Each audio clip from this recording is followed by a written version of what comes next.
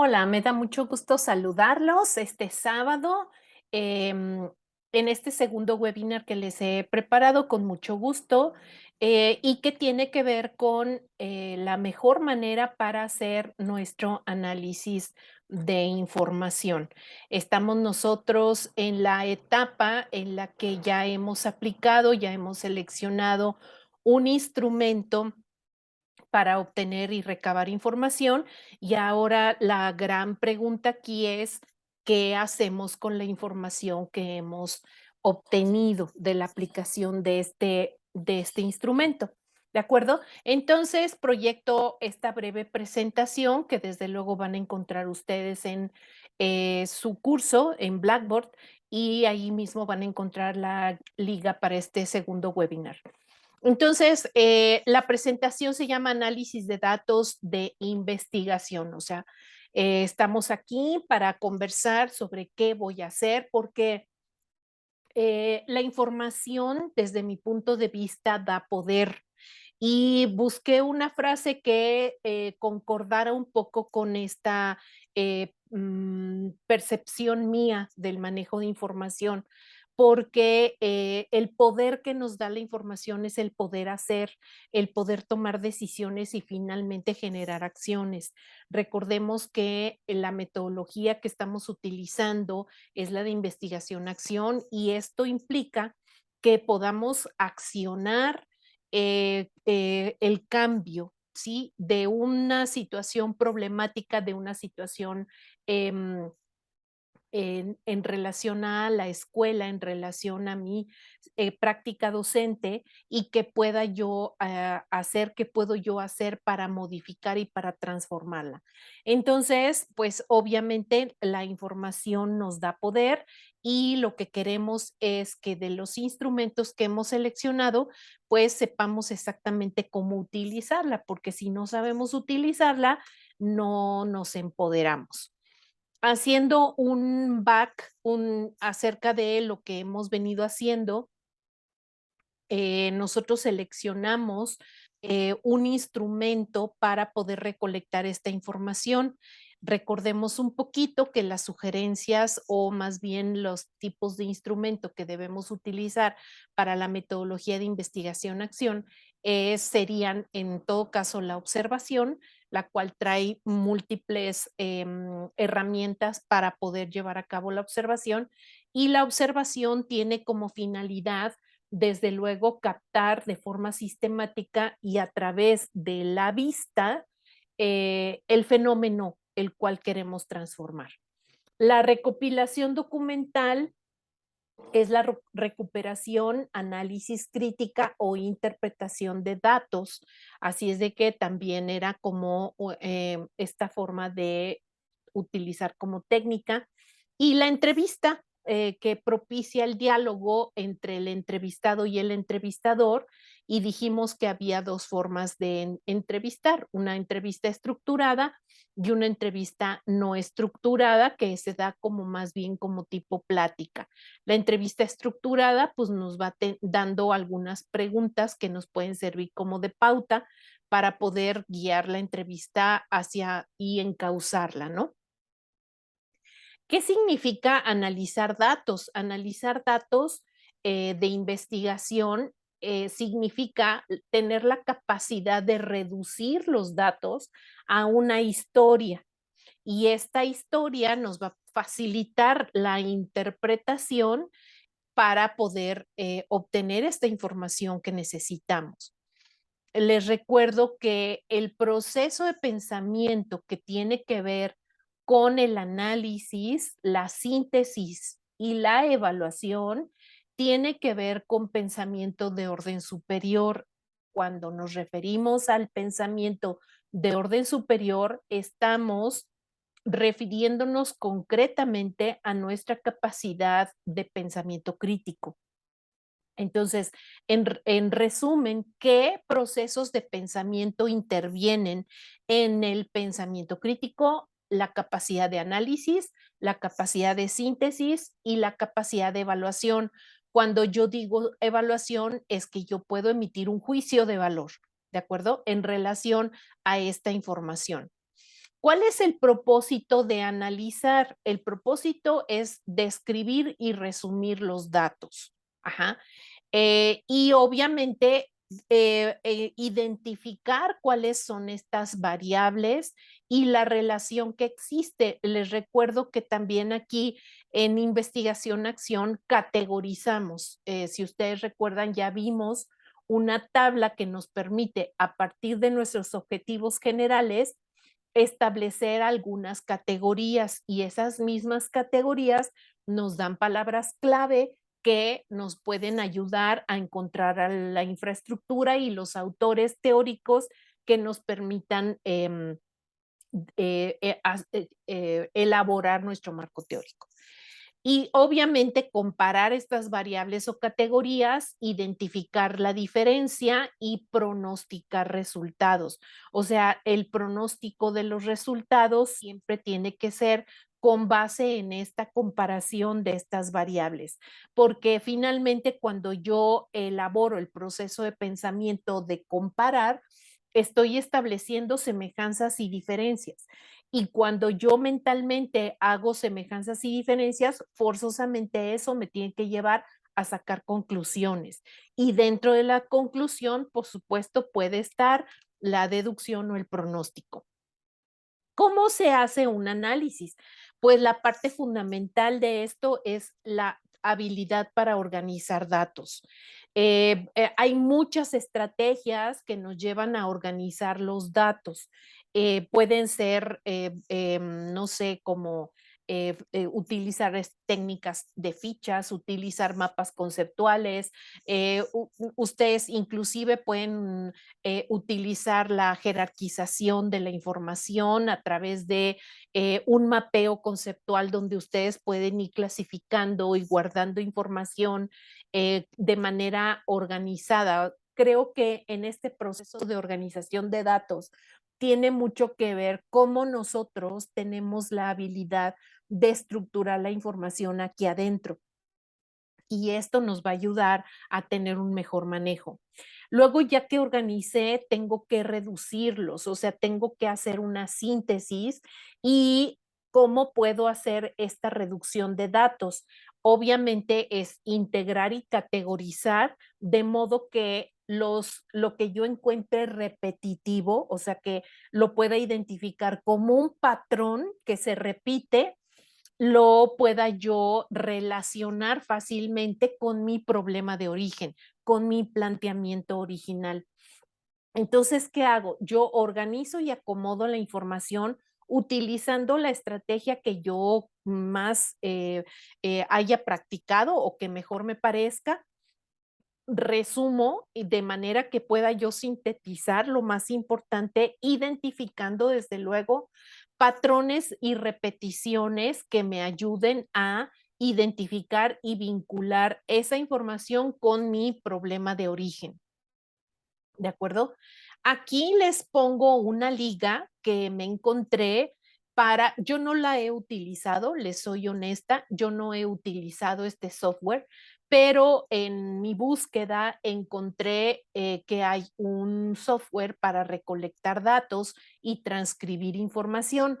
Me imagino que, porque le eché una escaneada a la página, que esto es cuando estamos manejando datos muy gordos, o sea, es decir, de una cantidad que ya no nos permita utilizar un mapa o utilizar un Excel o una ficha técnica, sino que ya es cuando estamos hablando de macrodatos y de mucha información. De todas maneras, les dejo aquí la liga para que ustedes entren a la página y le den una revisada porque en verdad está bastante interesante. Me imagino que debe haber otro tipo de aplicaciones, pero bueno, yo encontré esta y se las comparto. Ahora, el proceso para analizar información implica tres pasos importantes, que es la validación de la información, la edición de la información y la codificación de la misma. Les voy a hablar acerca de cada uno. En la fase de validación, que es la fase uno, ¿en qué consiste? La validación de datos nos sirve para entender si la información que nosotros obtuvimos se apega a los estándares preestablecidos. Es decir, cuando nosotros iniciamos un proceso de investigación, debemos saber si la información que estamos obteniendo no está sesgada, o sea, es decir, no tiene una tendencia que me obligue a contestar o a dar mi opinión sesgadamente o que sea tendenciosa. Y para validar debemos de tomar 4 aspectos principales, sobre todo, por ejemplo, si vamos a hacer más adelante que ustedes pretendan aplicar una encuesta a una población mayor, podemos obviamente considerar que no hagan fraude, especialmente el fraude es cuando las personas contestan, haz de cuenta, le dan su encuesta a una persona para que conteste 10 encuestas, ¿no? O si es electrónica, que nos quede claro que quien está contestando es una persona, o sea, un ser humano. Ya ven que muchas veces cuando te van a hacer una encuesta te ponen ahí que pongas una flechita para que digas que no eres un robot, ¿no? Entonces, tiene que ser un humano y si es presencial, o sea, si no es en línea, que no sea fraude en el sentido de que, pues tengo que aplicar, por decir, 100 cuestionarios, pues yo te contesto 20, ¿no? O sea, una misma persona. Entonces, es cuidar esa parte. El concepto de proyección hay que cuidarlo mucho y esto tiene que ver con que el participante tenga las características que cubren mis criterios de investigación. Es decir, si yo voy a aplicar una encuesta docente, pues yo puedo decir, ¿sabes qué? Es que tiene que ser un docente con 3 años mínimo de antigüedad. eh, mm, para que pueda contestar esta encuesta. No te traes al practicante, no te traes a la secretaria, no te traes a otras personas que no cubran con los criterios básicos de tu selección de tu muestra. El tercer concepto es ya en sí el procedimiento, que quiere decir ¿qué hago yo para que se cubran los estándares éticos mientras recolecto los datos? Bueno, puede ser inclusive estándares éticos. Por ejemplo, ayer la misma UPAEP mandó una encuesta a los profesores para conocer el uso en tus clases de herramientas digitales.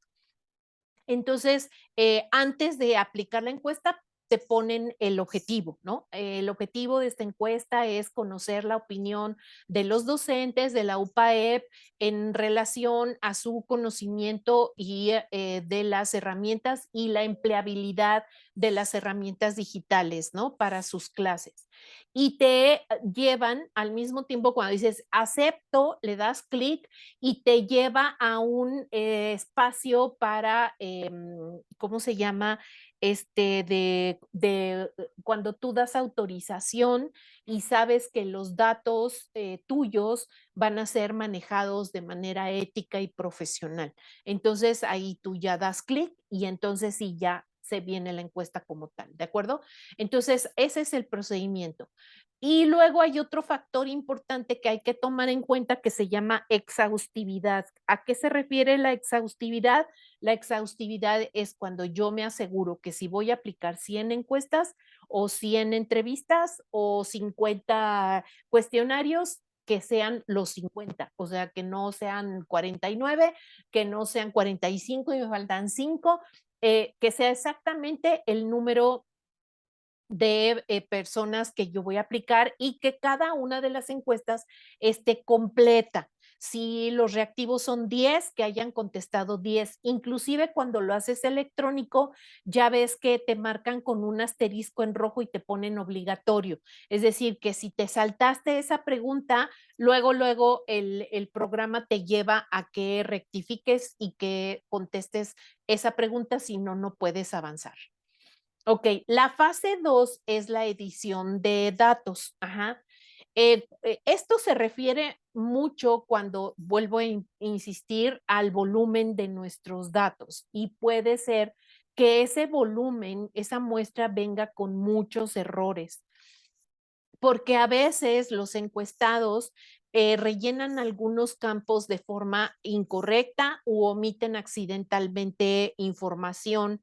Entonces, es importante que antes de hacer la captura o la recolección, tú vayas marcando los errores para que tú tomes en cuenta que allí faltó algo. Vuelvo a poner el mismo ejemplo. Si es electrónicamente, es mucho más fácil lograrlo. Si es a mano, es un trabajo mucho más tardado. Yo recomiendo que si es a mano, pues sean poquitas encuestas o poquita información, ¿no? Vámonos a la fase 3, que es codificación de datos. La codificación de datos se refiere cuando yo ya estoy agrupando y asignando valores a la información que obtuve. Puedo yo agrupar por rangos de edad, puedo agrupar por género, o puedo agrupar por antigüedad en el puesto, o puedo agrupar por área de expertise, es decir, los profesores de inglés, los profesores de matemáticas, los profesores de español, o por ejemplo, cuando trabajas en una organización, lo puedes hacer por departamentos. En fin, es cuando tú ya estás agrupando y asignando valores a las encuestas. Si tú utilizas rango de edad, pues tú puedes poner, aquí se encuentran las personas que están entre 30 y 50 años. Aquí están las personas que se encuentran en cuanto a antigüedad, que se pongan las personas que tienen entre 2 años y entre 5 años, o luego otra categoría entre 5 y 10 años de antigüedad, ¿ok? Entonces ahí tú ya vas agrupando y asignando valores en relación, obviamente, a tus necesidades y al planteamiento inicial de tu investigación. Aquí en este punto quiero hablarles algunas técnicas de transcripción porque son las primeras etapas. Transcribir los datos y la información es la primera etapa para el análisis. Y yo recomiendo que finalmente ustedes consideren estos tres aspectos para poder, digamos, tener esta transcripción adecuada. Primero, aprender a analizar sistemáticamente las transcripciones. El sistematizar la información requiere de estar consciente de la información y estar atendiendo y analizando puntualmente lo que yo estoy escribiendo. Por ejemplo, yo cuando aplico encuestas, mezclo reactivos cualitativos con cuantitativos. Se vale. De repente en investigación pensamos que la información cualitativa tiene que ver solamente con opiniones, palabras, reflexiones y criterios. Y la investigación cuantitativa solamente tiene que ver con números, estadísticas, promedios y datos. Ok, sí, pero no todas las investigaciones son o exclusivamente cuantitativas o exclusivamente cualitativas. Se vale mezclarlas. Ujú. Si tú vas a aplicar una encuesta, puedes hacer algunas preguntas cuantitativas, es decir, que puedes capturar y eso te lleva a obtener un promedio o una gráfica o datos o números. El 50% de mi población muestra bla, bla, o el 35% de mi población dijo qué tal, y entonces allí haces una mezcla entre la parte cualitativa porque las opiniones tú las vas capturando. Ujú. Entonces, enriqueces mucho tu investigación al complementar estas dos opciones, ¿no? Y cuando haces el reporte y cuando transcribes, pones tú, ok, total de entrevistados, por decir, entrevisté a 50 papás, ok, de estos 50 papás, el 20% opina que bla. De estos 50 papás, el 10% opina que bla. Y entonces tú ya estás transcribiendo datos cuantitativos y cualitativos, ¿sale? Los comentarios es importante aprender a agruparlos. Esto tiene que ver con clasificación de información. Por ejemplo, si tú estás preguntando si tú tienes una comunicación violenta con la maestra, o por ahí hay una compañera que está haciendo una investigación sobre violencia y una de sus reactivos es, cuando tú te diriges con tu maestra, ¿has tenido conversaciones violentas? Entonces, supongamos que te contestaron que sí. ¿Cuántos papás te contestaron que sí? Ajá. ¿Y cuántos papás contestaron que no? Esa es una parte importante. De esos papás que contestaron que sí, ¿cuántos papás eran de primero? ¿Cuántos papás que contestaron que no eran de sexto? ¿Cuánto? ¿Sí me explico? Esa es la forma en que agrupas y mientras más claridad haya, sencilla, es más fácil asimilar la información y tomar decisiones. Entonces, lo que quiero decirles, profesores, que la calidad con la que tú analices la información es la calidad en la que tendrás para concluir y tomar decisiones, que nos lleva al tercer punto, que es interpretar y obtener conclusiones, que estas conclusiones nos van a llevar a tomar decisiones y generar acciones para el cambio que yo pretendo y la transformación que yo pretendo hacer de mi práctica docente. Ujú. Entonces, mientras mejor acomodada, mejor estructurada, mejor sistematizada mi información, la calidad de mis conclusiones será mucho más acertada. Si no tengo esta y desarrollo esta habilidad de ordenar información y la forma de presentarla es confusa, demasiado detallada, demasiado, digamos, indigesta, ¿no? A la hora de percibirla, pues evidentemente lo que vas a hacer es cansar y lo que uno hace cuando ve demasiada información, mentalmente la rechazas. Ujú.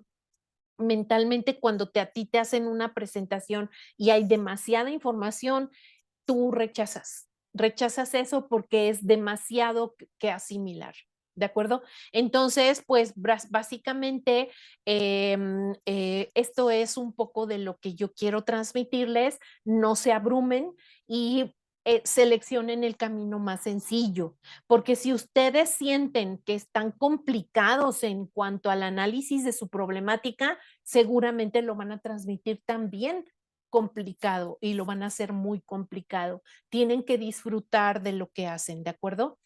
Y pues aquí lo que quiero cerrar esta presentación es con esta frase que dice, lo que se resiste, persiste. Lo que se acepta, se transforma. La información nos da poder y en relación a cómo vayamos asimilando y aceptando esta información que estamos presentando es en relación a cómo nosotros lograremos esta práctica y esta transformación docente que tanto necesitamos y que tanto estamos buscando. ¿Ok? Espero que la información de este webinar les haya servido y pues les agradezco mucho. Nos estamos viendo en clase. Hasta luego.